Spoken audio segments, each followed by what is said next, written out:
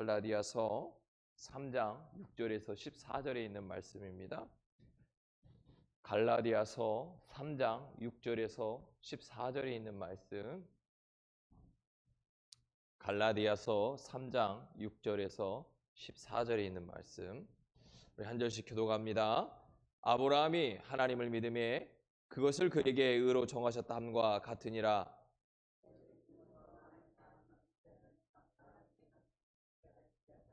또 하나님이 이방을 믿음으로 말미암아 의로 정하신 것을 성경이 미리 알고 먼저 아브라함에게 복음을 전하되 모든 이방인이 너로 말미암아 복을 받으리라 하였느니라.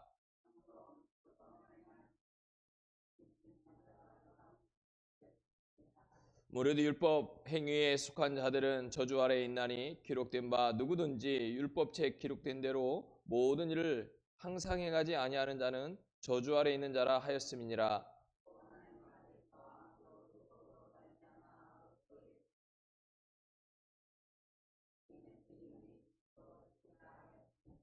율법은 믿음에서 난 것이 아니니 율법을 행하는 자는 그 가운데서 살리라 하였느니라.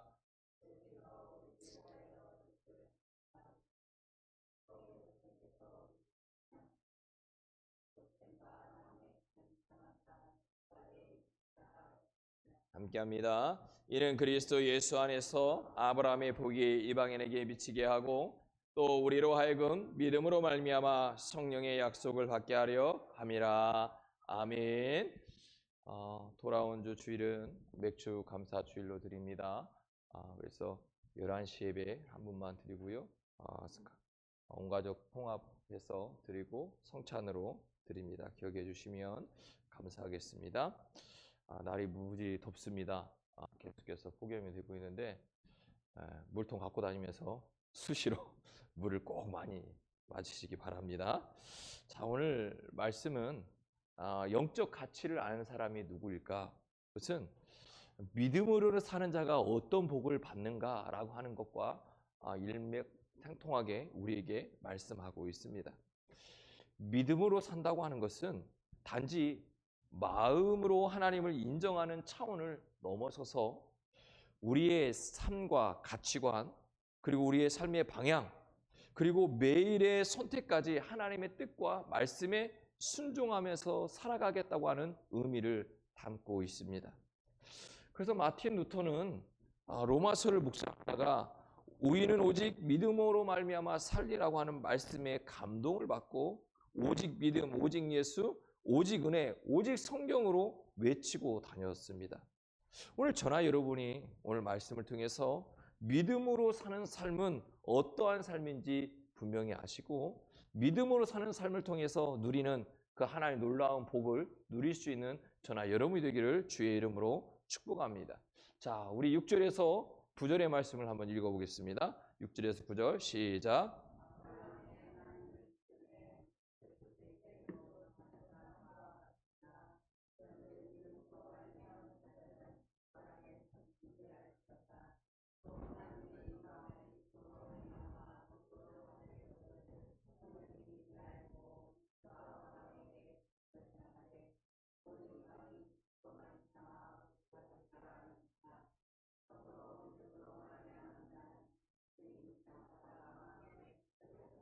할렐루야. 이렇게 말씀합니다. 믿음으로 사는 자가 어떤 복을 받는가? 6절에 아브라함이 하나님을 믿음에 이것을 그에게 의로 정하셨다 이렇게 말씀합니다. 그러니까 아브라함은 그 시대에 누구보다도 하나님께서 주신 약속을 믿었던 사람이라는 겁니다. 자, 그런데 보세요. 아브라함이 하나님께서 주신 약속이 눈에 보였나요? 아니에요. 눈에 보이지 않나도 사람의 이성으로 이해할 수 없어도 아브라함은 하나님이 말씀하셨기에 하나님의 약속을 그 말씀이기 때문에 믿었다라고 말씀하는 거예요. 그러니까 믿음을 하나님은 의로 여기셨다는 거예요. 그래서 그의 삶을 복의 근원으로 만들어 주셨다고 말씀하고 있습니다. 그래서 우리에게 질문하는 겁니다. 오늘을 살아가는 저나 여러분은 어떠합니까? 우리는 아브라함처럼 하나님의 약속을 진짜 믿고 살아가고 있습니까?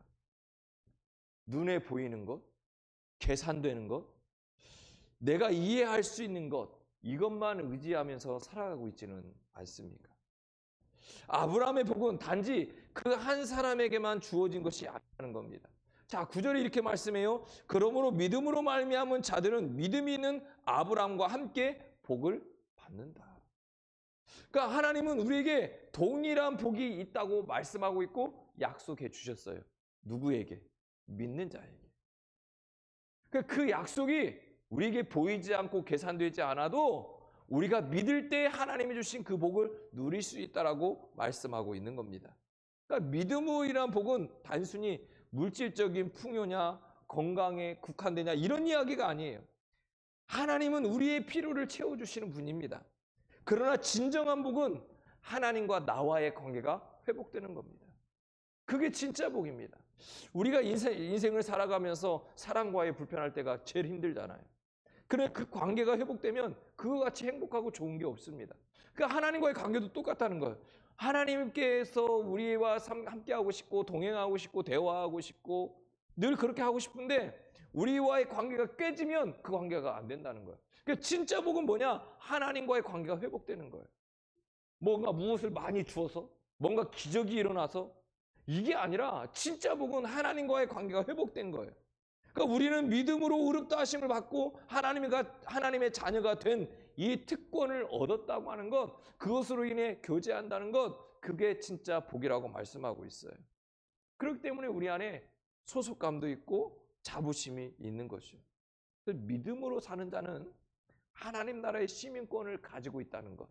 그래서 그 시민권을 가지고 있으면 이 땅에서 천국의 삶을 누릴 수 있다는 거예요. 그래서 우리가 어떻게 살아가느냐가 중요해요. 누구와의 관계가 먼저냐가 중요하고요. 우리가 어떻게 살아가냐가 중요한 거예요.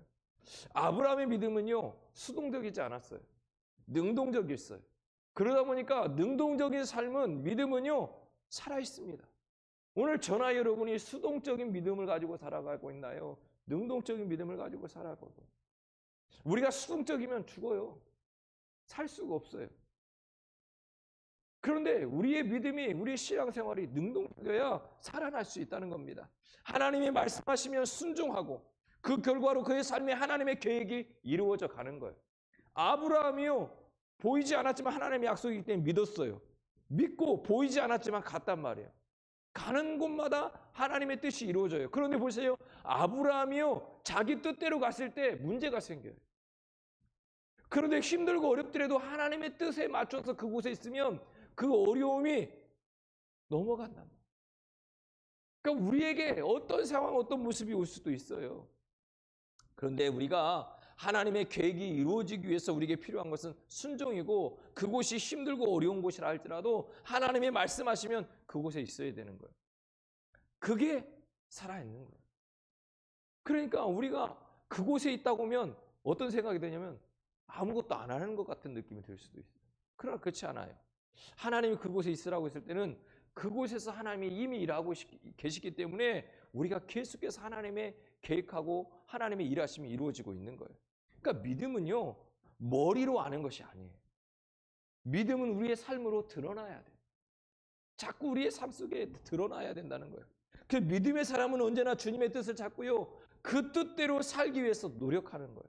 하나님의 뜻을 이루기 위해서. 믿음의 사람을 삶으로 살아가기 위해서 힘쓰는 거예요. 그 믿음의 삶을 통해서 우리는 하나님이 준비하신 그 복을 누리면서 살아가는 거예요. 무엇인가 준비되어 있는데 우리가 그것을 향해 가지 않으면 얻을 수가 없잖아요. 가야 되는 거예요. 사랑하는 성도 여러분, 아브라함의 복을 오늘 우리의 것으로 삼을 수 있기를 주의 이름으로 축복합니다. 주님의 말씀을 붙잡고 오늘도 믿음으로 승리하는 삶을 살기를 주의 이름으로 축복합니다.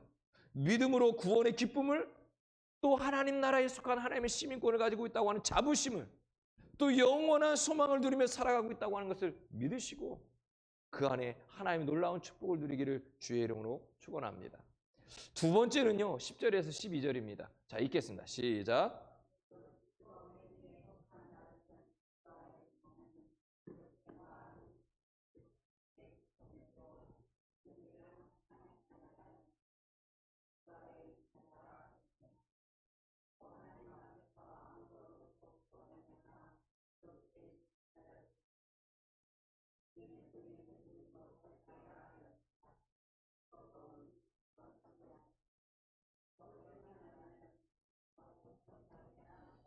할렐루야. 오늘 또 이 10절에서 12절은 믿음으로 구하며 사는 자의 삶에 대해서 말씀하고 있어요. 10절에 이렇게 말씀하죠. 무릇 율법 행위에 속한 자들은 저주 아래에 있다. 왜 그렇습니까? 율법으로 의롭다 하심을 받을 수가 없기 때문에 그래요. 율법은 우리에게 죄를 깨닫게는 해요. 그래서 하나님의 거룩함 앞에 나갈 수 있긴 하지만 그것으로 우리를 거룩하게 할 수는 없다는 거예요. 부족하다는 거예요. 그래서 우리에게 예전에 선전 나왔잖아요. 지금도 있잖아요. 음료수 2%. 음료수 알죠? 2%. 아세요? 그 2%의 의미를 아세요? 사람들에게는 아무리 충족시켜도요 2%가 부족하다는 거예요. 그래서 사람들 그 2%를 사 먹는 거예요. 내 안에 수분이 부족하고 뭔가 부족함을 느낄 때 2%를 찾는 거예요. 그게 진짜인지 아닌지는 모르지만 그 2%가요 사람을요 현혹시키는 거예요. 그래서 먹으면 채워지는 것 같은 거예요. 계속 선전을 그렇게 해요. 선전이 그런 거예요. 사랑하는 성도 여러분, 우리에게 율법은요 완전할 수가 없어요. 우리는 완전히 의롭게 할 수가 없다는 거예요. 율법을 완전히 지킬 수 있는 사람은 하나도 없기 때문에 그래요. 그래서 율법 아래에 있는 자는 결국 저주 아래에 있는 것과 똑같아요. 왜요? 율법은 자꾸 우리를 정죄하잖아요. 해결시켜주지 않아요. 그러나 하나님께서 예수 그리스도를 보내주셔서 이 저주 아래에서 우리를 구속해 주셨어요. 구원해 주셨다고요. 그러니까 율법의 행위가 아니라 믿음으로 구원받는다고 하는 확신이 저나 여러분에게 있기를 주님 축복합니다. 믿음은 단순히 동의하는 것이 아니에요. 하나님께 우리의 전 존재, 전 삶의 존재를 맡기는 것, 이것이 믿음이라는 거예요. 우리가 주님께 믿음으로 구할 때 하나님이 들어주십니다. 야고보서 1장은 이렇게 말씀합니다. 오직 믿음으로 구하고 조금도 의심하지 말라. 구하고 의심하지 말라는 거예요. 그런데 구하고 의심하죠. 될까 말까. 문제가 생기는 거예요. 안 되는 거예요, 응답이. 그래서 주님 분명히 말씀해요. 우리에게 믿음으로 구한 것은 조금도 의심하지 말라는 거예요. 의심은 우리로 하여금 하나님의 능력을, 하나님의 일하심을 경험하지 못하게 하는 겁니다. 믿음의 기도는 단지 원하는 것을 구하는 것이 아닙니다. 믿음의 기도는 하나님의 뜻이 나의 뜻을 맞추는 겁니다. 그러니까 내 뜻이 아니고 하나님의 뜻을 나에게 맞추는 거예요. 그러니까 우리는 잘못 구하죠. 내 뜻을 하나님이 이루어 주길 원해요. 안 그런가요? 우리의 기도를 한번 점검해 보세요.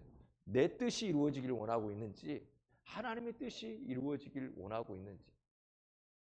근데 믿음의 기도는요. 하나님의 뜻이 나의 안에서 이루어지길 원하면서 드리는 게 믿음의 기도라는 거예요. 내 뜻이 아니라 하나님의 뜻이 이루어지게 하소서라고 기도해야 돼요. 이런 기도를 드릴 때 주님이 기뻐하시고 우리를 인도하시고 응답해 주시는 거예요. 또한 믿음으로 구하는 자는요. 늘 기도의 자리, 말씀의 자리, 예배의 자리를 사모하는 자들입니다. 말씀은요. 우리의 영의 양식이잖아요. 기도는요. 우리 영의 호흡이잖아요. 우리는 하나님께 구할 때 믿음으로 구하고 주님의 때와 방법을 신뢰해야 합니다. 때로는 우리의 생각과 다른 방법으로 응답하실 때도 있습니다. 그때조차도 하나님은 선하시고 하나님은 실수하지 않으십니다. 믿고 감사하며 나가는 것이 믿음입니다. 설사 내가 원하지 않아도 그것이 하나님의 뜻이면 우리는 믿고 가야 됩니다. 그것이 어려운 길이라 할지라도 그것이 하나님의 뜻이면 가야 하는 겁니다. 오늘 저나 여러분이 믿음으로 구할 수 있기를 주님 축복합니다. 주님의 약속을 붙들고 구하며 나아갈 때 하나님께서 우리 안에 기적과 응답을 우리의 삶에 이루어 주실 줄로 믿습니다. 그러므로 저나 우리 성도들 삶 가운데 오늘 믿음으로 구하는 삶이 되기를 주의 이름으로 축복합니다. 세 번째는요. 13절 14절입니다. 13, 14. 자, 시작.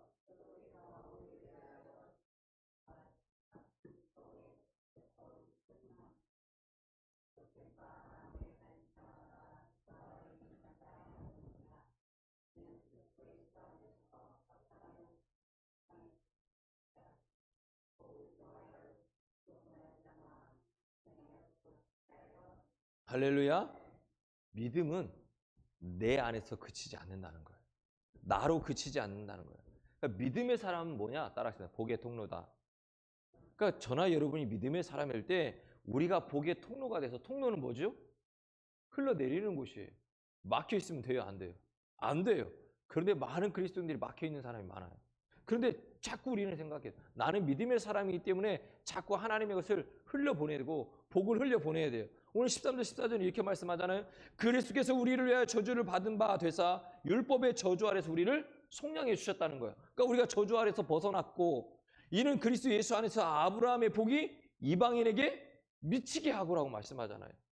아브라함을 통해서 그 복이 누구에게 간다고요? 이방인에게 간다고요. 예수님은 십자가에서 저주받으심으로 우리에게 구원의 복을 주셨잖아요. 이 복은 나 혼자 누리라고 준 게 아니라는 거예요. 아브라함의 복이 우리를 통해서 이방인에게까지 미치도록 하는 것처럼 우리는 믿음의 복을 나누는 삶을 살아야 됩니다. 우리가 있는 곳이 복된 곳이 되길 주님 축복합니다. 누구 때문에? 나 때문에. 내가 누군데? 네, 믿음의 사람. 믿음의 사람입니다.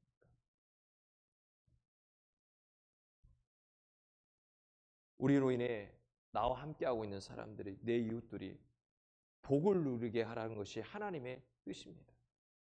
그래서 우리가 하나님의 뜻이 내 안에 먼저 이루어져야 그 뜻이 나와 함께하고 있는 사람들에게 이어져 가는 겁니다.